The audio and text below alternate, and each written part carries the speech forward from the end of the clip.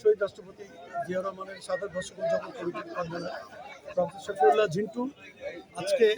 আমাদের যে চেতনা শহীদ রাষ্ট্রপতির 19 দফা কর্মসূচি এবং বাংলাদেশের যখনই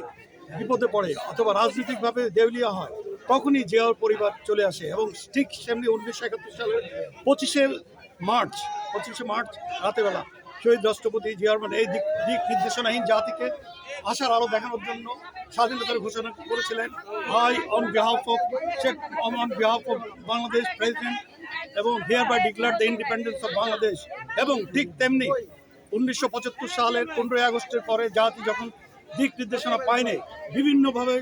পরিবর্তন হচ্ছে, বিভিন্ন কূ হচ্ছে, বিভিন্ন রাজনৈতিক অস্থিরতা, সেই রাজনৈতিক অস্থিরতাকে 7ই নভেম্বরে বিপ্লব এবং সংহতি দিবসের মাধ্যমে শহীদ রাষ্ট্রপতি জিয়াউর রহমান ক্ষমতায় বাংলাদেশে আসছে এবং বাংলাদেশ জাতীয়তাবাদী দল 1978 সালে করে এবং এই 78 সালে করার থেকে 19 দফা কর্মসূচি বাস্তবায়ন তারা জাতিকে ভবিষ্যতের আত্মনির্ভরশীল জাতি, স্বনির্ভর এবং গণতান্ত্রিক বহুদলীয় গণতন্ত্রের মহান প্রবর্তক যেভাবে দিক নির্দেশনা আমাদের দিয়ে গেছেন আমরা সেভাবে চলবো এবং শহীদ রাষ্ট্রপতি জিয়াউর রহমানের যোগ্য উত্তরসূরি হিসেবে বাংলাদেশ জাতীয়তাবাদী দলের সহযোগী সংগঠন ডক্টর অ্যাসোসিয়েশন অফ বাংলাদেশ এই আশার আলো নিয়ে ইনশাল্লাহ সামনে বাংলাদেশের আমাদের জিডিপিকে বাড়াবে। জিডিপি 0.78 থেকে 5% পর্যন্ত আমরা নিয়ে যাব এবং আমরা একটা স্বাধীন এবং সুস্থ জাতি হিসাবে বাংলাদেশকে দিব।